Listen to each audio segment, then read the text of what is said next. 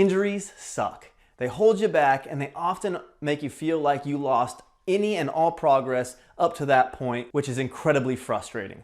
So I want to help you eliminate as many injuries as possible, and often the best offense is a good defense. So I'm going to show you a lot of the exercises that I use in my warm-ups that I recommend that you start incorporating in yours as well. And at the end of this video, I'm going to also show you how to structure your warm-up for any workout that you might be doing. The purpose of a warm-up is to lubricate your joints and literally warm up your muscles and ligaments. Pretty much everything becomes more pliable and stretchy when it becomes warmer, and the same goes for your muscles, which protects them from strains and tears. Let's start off with some wrist mobility rolls, followed by light forearm stretches. Make 10 to 15 wrist circles in each direction. This will help prime those wrist joints for all the jump roping as well as other movements. When stretching the forearms as shown, be careful not to apply too much pressure. You want to stretch the muscles and ligaments, but it shouldn't be painful. Gradually apply a little more pressure. Hold the stretch for at least 10 seconds.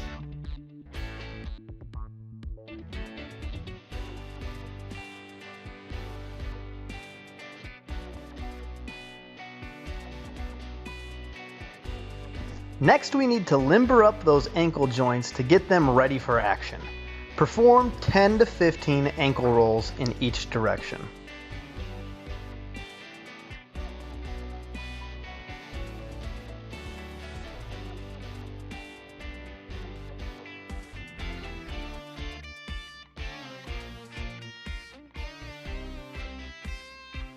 Perform some light jump roping for 1 to 2 minutes.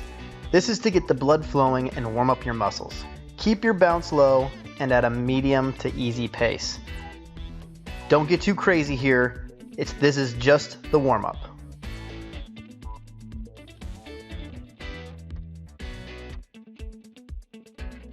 Next, we are going to cover a couple different calf stretch options. First up is the basic wall calf stretch.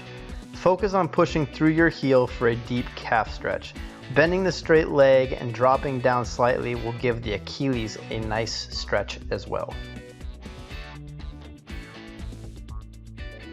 Next is another version using the wall. Get your heel as close to the wall as you can with your toes on the wall. Lean your body into the wall for the calf stretch. Hold for 10 seconds. The next one is using the downward facing dog position, alternating the calf stretch from one leg to the other.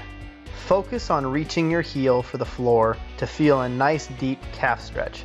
Do 3 to 4 sets, holding the stretch for 5 seconds.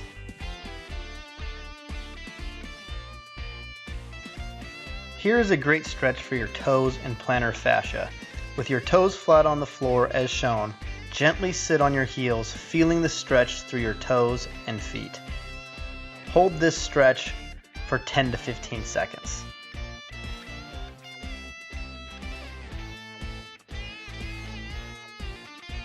And to finish it off, make a slight change in your foot position by pointing your toes backwards and sit back on your heels. This will stretch the muscles along the front of your shins and the ankle, helping you steer clear from those dreaded shin splints. Here's a warm-up example. I like to incorporate the exercises that will be performed into my warm-up in order to make sure those muscle groups are ready. Notice you will perform the push-ups and squats 3 times. Perform the first set, then do some calf stretching. Perform set 2, then stretch your feet and shins. Perform set 3 and finish your stretching. You are now ready to go crush your workout.